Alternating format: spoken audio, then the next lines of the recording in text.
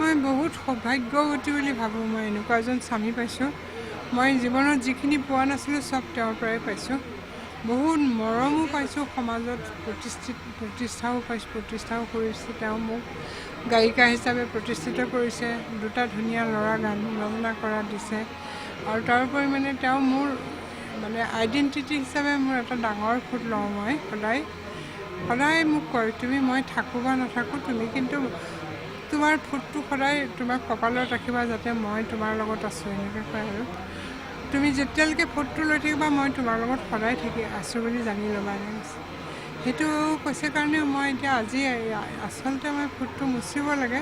মই ইয়াতকৈ ডাঙৰ লওঁ, কিন্তু এতিয়া মই সৰুকৈ লৈছোঁ। তথাপিও সমাজে বেয়া ক'ব বুলি, কিন্তু মই তেওঁৰ কথাটো ৰাখিম। আৰু মোক যোনেই বেয়াই কওক ভালেই কওক, মই মোৰ কথাটো ৰাখিম। মোৰ মানুহজনে মোক যিটো ভাল পায়, তেওঁক যদি মই জীয়াই ৰাখিব লাগে, মই কপালত ফুটটো লৈ থাকিব লাগে তেওঁৰ মতে।